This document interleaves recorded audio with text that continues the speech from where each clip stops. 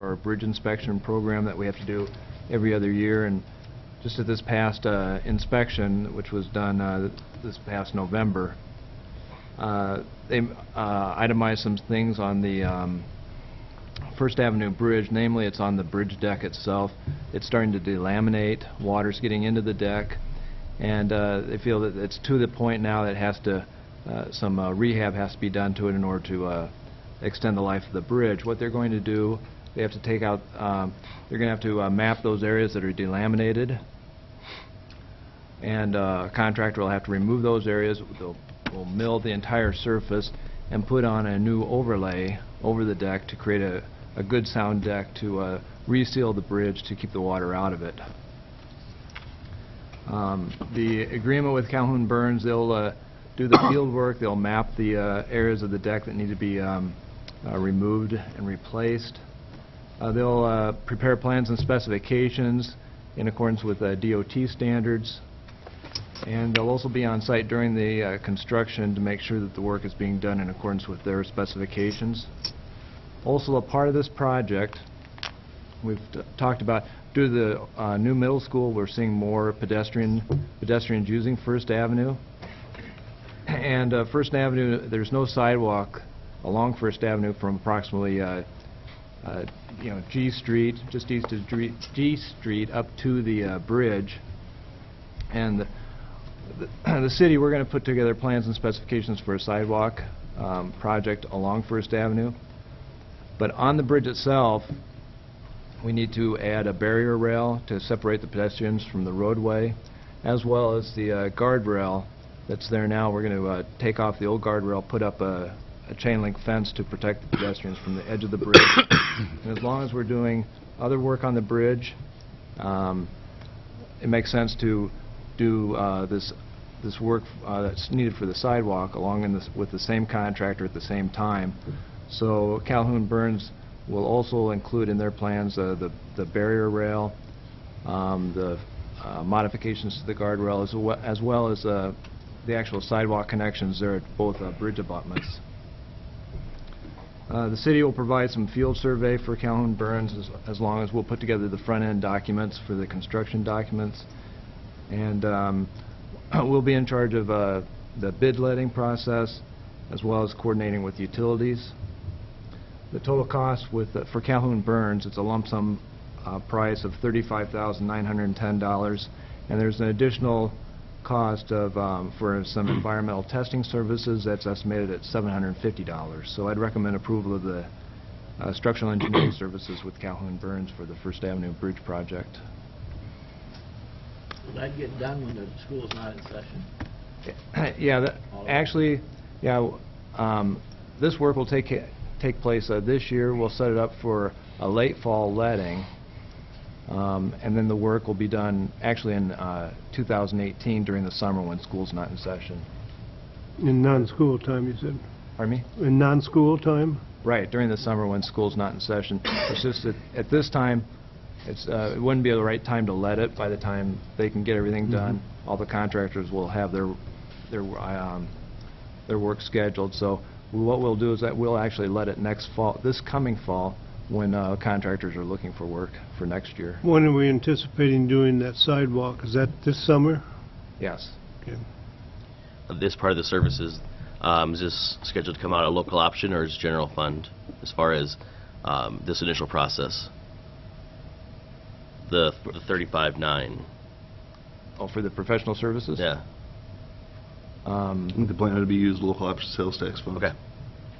With that size of a contract, did we bid that out, or how did we decide on them for a contractor? No, we didn't bid it out. They've been doing our bridge inspection work, and they're just familiar with it. Actually, they did the work originally too, Okay. as I understand it. So it's just they're familiar with it, and they've already done the inspection work. So They know our bridges, in other words. Okay, sounds good. I'd so move. Second.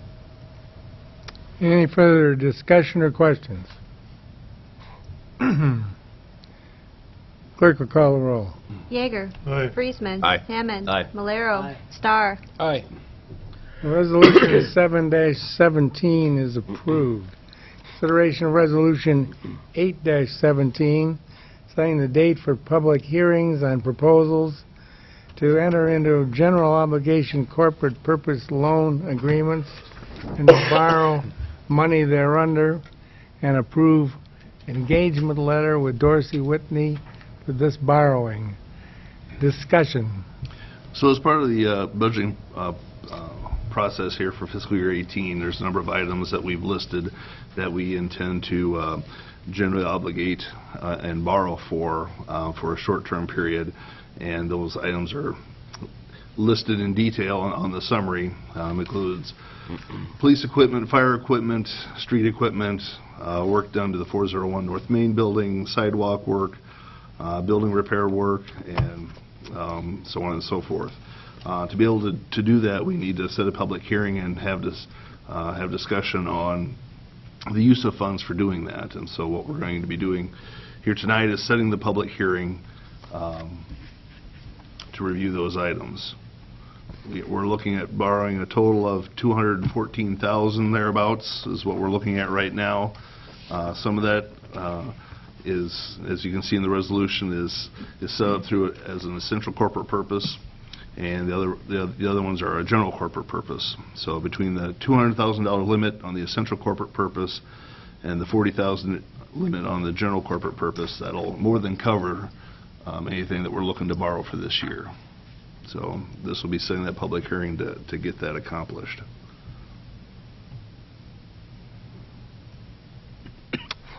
The general corporate purpose, I guess I'll just point out, those two items are the roof replacement on the South Grand building and then the 401 North Grand building.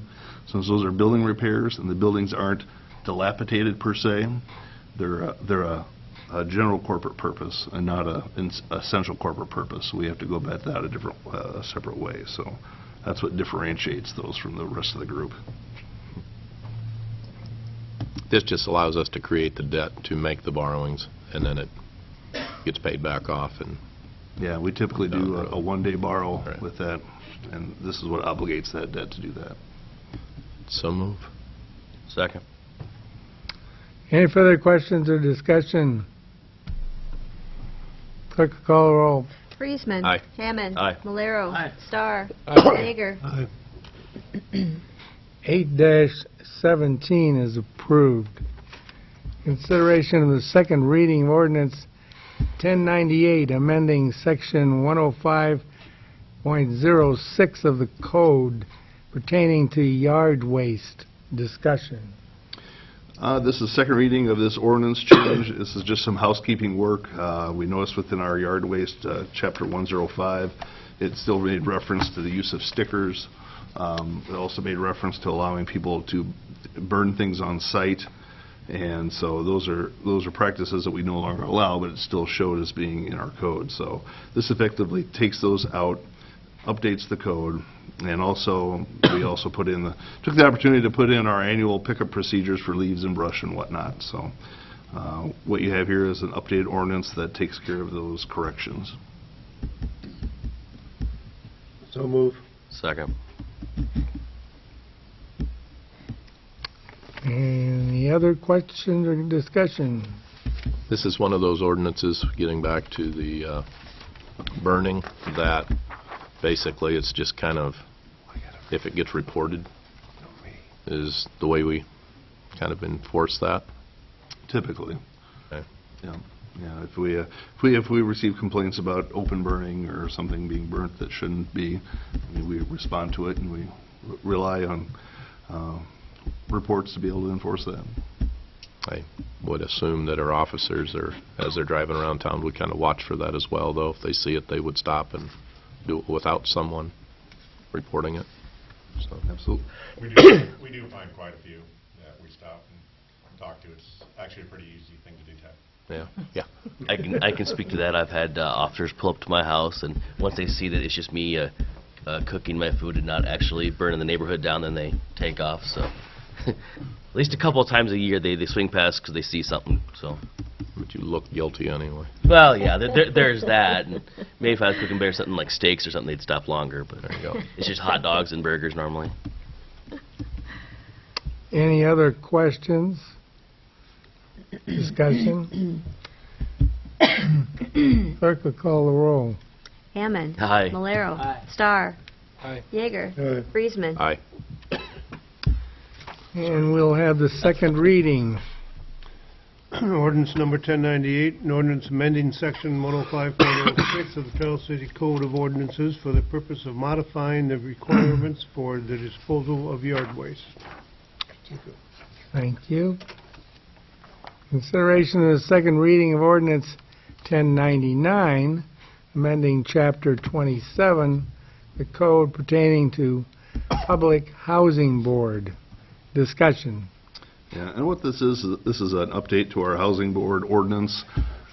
This kind of came about through the request for implementation of an updated procurement policy through the Federal Organization for Housing, and we worked with the city attorney on drafting a procurement policy that would reflect what the city had and work with HUD, and it just it didn't mesh well because most of these housing authorities are more autonomous than ours, and so what we did is we worked off the draft policy from HUD and crafted it to meet some of the city requirements, prerogatives, and so we came up with a policy that we feel is going to work from that angle. But to do that, we need to update the code to reflect those changes. And so, in a nutshell, this does give the housing authority a little bit more autonomy. Ultimately, they still are responsible to the city council, especially for anything that in funding that goes over that $10,000 threshold. That's anything that would be over that amount, they would have to get a recommendation from their board and bring it to the council for approval. Anything below that, between $5,000 and $10,000, that board can authorize themselves. Anything from $5,000 and under, the housing director, Heidi, can approve herself. So the city still remains oversight. The city administrator retains the authority to hire and fire and so forth. So a lot of those things have changed, that has stayed the same. However, there are some changes that do make it a little bit more autonomous for them. We've had no other changes since we've first looked at this. No. Brad and Ralph, you guys did all the work on it, right? Right. You're going to give it your personal guarantee? And Ralph will give it his personal. oh, Ralph. Way to step to the plate there, Brad. They want something to mean something. I think it's like yours. I'd so move. Second. Further discussion or questions? Clerk will call the roll. Malero. Aye. Starr. Aye. Yeager. Aye. Friesman. Aye. Hammond. Aye. The second reading is passed and will be read. Ordinance number 1099, an ordinance repealing Chapter 27 of the Charles City Code of Ordinances and adopting a new Chapter 27 which amends the provisions of the repealed chapter by providing that the City Council of Charles City, Iowa shall exercise all powers conferred by Chapter 403A of the Code of Iowa through the Charles City Housing Redevelopment Authority, Board of Commissioners, and its Executive Director, subject to the jurisdiction of the City Council and supervision of the City Administrator. Thank you. Consideration of the first reading of ordinance 1100, changing compensation for mayor. Discussion. This is something that we've been looking at here. We've talked about through a couple different council workshops. What we looked at, we compared compensations for mayor and city council, and found that the mayor's current salary was either at or actually slightly below kind of what the average salary was for mayors of communities our size. And we surveyed communities from about 4,000 population to 9,000, so we're kind of right in the middle to the high end there. So, and after we've reviewed that and studied, we talked about moving the mayor's salary from being $4,500 a year to $4,800 a year. And if I recall, I think the average was $4,750 a year. So we're basically putting it $50 above what that average amount is right now. Of course, as we talked about, once this is gone through the process of being approved, it would not go into effect until after the next election. So we probably wouldn't be looking at an actual change in anything until the following January. But that's where we ended up, was establishing that at $4,800 a year with no other changes.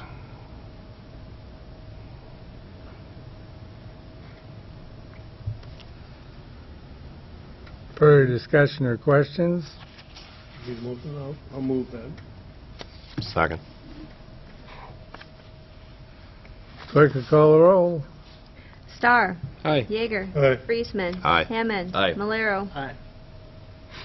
First reading of ordinance 1100 is approved. We'll have it now. You're okay. Okay, ordinance 1100, ordinance amending section 17.04 of the Charles City Code of Ordinances for the purposes of increasing the compensation of His Holiness the Mayor beginning January 1, 2018. Thank you. Next up, first reading of ordinance 1101, changing compensation of city council. Discussion. Again, at the same time, we reviewed the mayor's wages, we reviewed the council's, and actually in looking at where we stand with other communities of similar size, we're actually fairly below what the average is, I guess you could say. We pay $30 a meeting, and that's for regular meetings and special meetings. We do not pay for workshops, we don't pay for budget meetings, and that's pretty consistent among most cities. I think generally you'll find, and what we found was that cities will compensate for the regular meetings and special called meetings. But being at $30, we found the average to be pretty strong at $50 a meeting, and after much discussion, we ended up agreeing to bump that from $30 a meeting to $40 a meeting. So we'll still be $10 a meeting under what the going rate is. That's where everybody felt the most comfortable. I think, realize that this isn't necessarily done for the money, but want to still be fair in people's time that they're dedicating to this, and so we talked about setting it at $40. Also, we've historically had a $1,000 cap for calendar year, and we did talk about that to a certain extent. We've never had an issue with running into that cap, and I guess frankly, if there's a need to have meetings that would go over that cap, I think that would trump having whether you go over $1,000 limit or not. So so part of this ordinance, we did remove that $1,000 cap from the ordinance. So that was, didn't find any other communities that had a cap, but we had a cap. So we're going to $40 a meeting without a cap, and compensating for regular meetings and special meetings called as we have before. And again, this won't go into effect until after the next election, so January 1st of 18 is when this would ultimately take effect. About what will that add to the budget, Steve, making that change? It's not really going to add. Our budget amount is actually right about the same thing, because we've budgeted in some buffer, but what is it, maybe $1,000? It's not much. I was going to say total for. I think my W-2 that I got for last year, with that $25 a meeting, it was about 42 meetings that we were paid for. So you're looking at $400 a councilman, I suppose. Right. $1,400. Okay. So I think we figured 28 total meetings. Right. We have 24, but then you figure 3 or 4 for special. So. And this was the first time in about 10, 12 years that this has been looked at. Since went off, whenever that was. It's been quite a while. When Tootie was hired, it was 1820. No. Hey. I'd so move. Second. I might add, as is normal when you talk about salary adjustments, why they always use percentage. So I don't think we need a headline saying that the council got a 33% increase. And yet there it is anyway. Every 10 years, whether you need it or not, right? One of the reasons, or one of the other issues brought up with this and we looked at going higher and everything. One of the things that I had noticed is that our camera crew that records the meetings, they're making the exact same pay as us. I mean, so we're getting paid for the regular meetings, and they didn't have the planning sessions, the committee meetings, none of the stuff. So it's kind of like, well, let's bring this more in line with the job being provided, and you know, just looking at $50, throw a cap in. Well, that just makes things messy. Planning sessions or committee meetings, that made it messy. Just a simple slight raise, a $10 raise, not a percentage-wise raise, makes it pretty simple, and should be able to keep this going for a number of years without having to raise it again. We're pretty simple folk here. Well, one out of a few are. Any other questions or discussion? Clerk, call the roll. Yeager. Aye. Friesman. Aye. Hammond. Aye. Malero. Aye. Star. Aye. First reading was approved and will be read. Ordinance number 1101, an ordinance amending section 1906 of the Charles City Code of Ordinances for the purpose of increasing the compensation for all council members beginning January 1st, 2018. Thank you.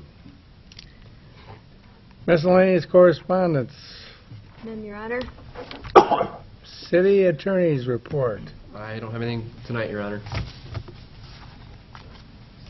City Clerk's report. We will be meeting as soon as this meeting adjourns, just to have a short planning session to kind of review the general fund budget. So stick around. Our next meeting will be February 15th. It's a planning session at 6 o'clock. And also, the next regular meeting will be held on Tuesday, February 21st, due to the President's Day holiday on that Monday. So keep that in mind. Don't show up here on Monday, because nobody will be here. So You get a holiday? I get a holiday. Oh, Aren't for you Pete's nice? sakes. That's all I have. Okay. City Administrator's report. This, on the February 15th meeting, we will be reviewing a contract for services for the consulting firm that we're looking to work with on our wayfinding project.